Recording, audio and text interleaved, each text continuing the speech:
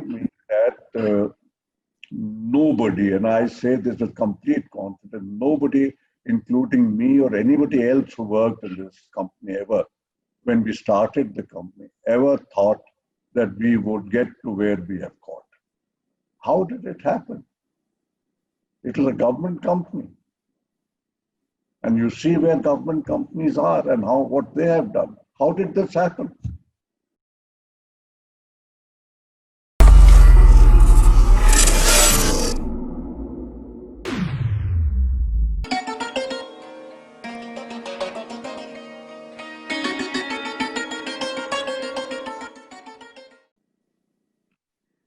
Through Karm Yoga, you have helped build Maruti. You've seen its ups and downs in its initial phase. But what were the factors you can enumerate that aligned themselves to lead everything in a positive direction? You know, this Maruti is another story because, as I said, the very fact of this company coming into existence was because of certain events which happened and which had, well, in a sense, a very unfortunate beginning, in the sense that this Maruti would not have come into existence if Sanjay Gandhi did not have that unfortunate air accident and died in it. Because it is his death which resulted in the Prime Minister, Mrs. Gandhi, his mother, deciding that a government company should be set up to continue the project which Sanjay had envisaged, which was to make a small, affordable car for India. Now, car licenses in India or setting up a car in the public sector was never a policy which could have been adopted in those days of socialism. Cars were very low in the priority list.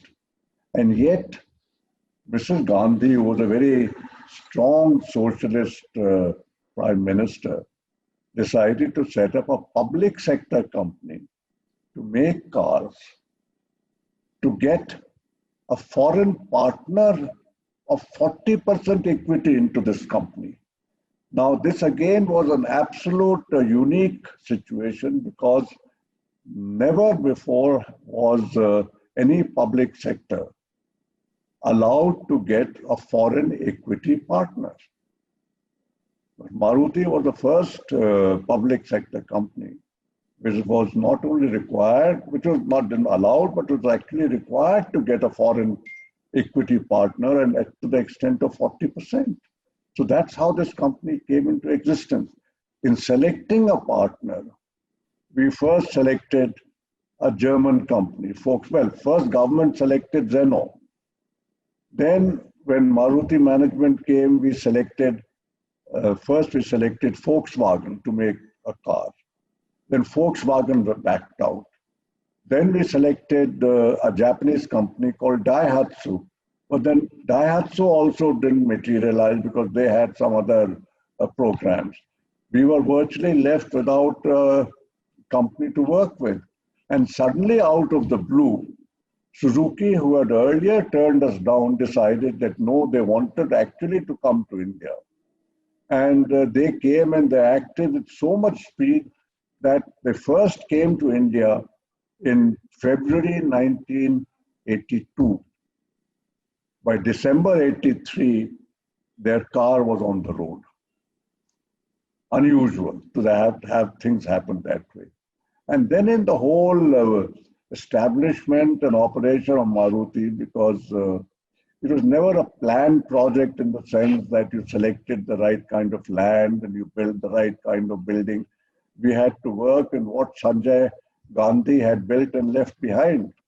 And so many times we felt that we could never meet the program deadline, but we did. The cars project started as a 100,000 car project. And then it just kept growing and growing and growing and growing. And we are now about 1.8 million cars. Never thought it's going to happen, but somehow all the things happened, whether it was the public demand, the public acceptance of this car, the whole dealers network and how they work, the vendor development. So many, I mean, it's really difficult to get into all the details. But believe me that nobody, and I say this with complete confidence, nobody, including me or anybody else who worked in this company ever, when we started the company, ever thought that we would get to where we have got.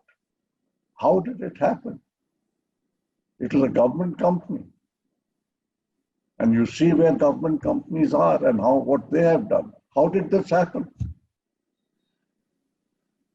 Small incident when in the first time we went to the factory site, Mr. Suzuki was there. And that time there were hundreds of monkeys in the factory, literally running all over the place. And he said, how can we run a car company here? Because with so many monkeys, we'll have to do something about the monkeys, either catch them, give them up, do something. I don't know why, but I just said to Mr. Suzuki, forget it. When you start the production here, you'll find the monkeys will go away. And exactly that happened. And I said, this company is called Maruti. And therefore, the God is looking after us. Did you have this philosophy during your time in the Indian Administrative Services as well? Are you talking the philosophy of doing your job to the best of your ability? Yes. Yes, very much in line with the values which I learned at school and at home. Of course, this bit about not getting attached to results was a very major difference that I didn't have earlier. That came later when one studied the Gita and read a little bit more about that. But that has always been that philosophy. And along with that, I should have added, in school, one of the things which I learned was the importance of always learning and finding out why things happen the way they happen. One of my British teachers, in fact, he said that education is not about learning from books. Education is developing the inquisitive Greek spirit. The Greeks were known to, that's how they discovered many things, whether it was gravity or whether it was this Archimedes principle and things like that. So said always keep asking and learning. Be inquisitive. That is education. And I think that has stood me, because in the IAS you do different kinds of jobs. I've been in the planning department, I've been a district magistrate, I've been in the J&K, I was agriculture production commissioner, where my portfolio envisaged agriculture, horticulture, animal husbandry, sheep breeding, forestry, all kinds of things. I had to learn all those things. Then I came to Delhi and I came to the power ministry. So I had to learn all about electricity, power generation, power distribution and all of that. Now, how to do that learning? And I found the only way to learn is to keep asking people who are knowledgeable in those areas. Look, and tell them honestly that, look, I don't know this, please explain. Now, in fact, in most instances, because I was their boss, a boss mostly doesn't like to admit to his juniors that he doesn't know something. He's supposed to be all-knowing. But I found that if you adopt that, then you'll never learn. And I kept telling them that, look, you have to explain to me because you are the expert in this. And over time, I found that I actually, because I talked to different people, I had a total accumulation of knowledge about that subject, which was larger than what any single person had. So the importance of asking And saying I don't know and learning from people is extremely important and has been one of the things I've followed. It applied in Maruti also. I learned from the Japanese. There's something that you learned from them that made you look at things differently. I think there's a lot to learn, or a lot which I learned from the Japanese.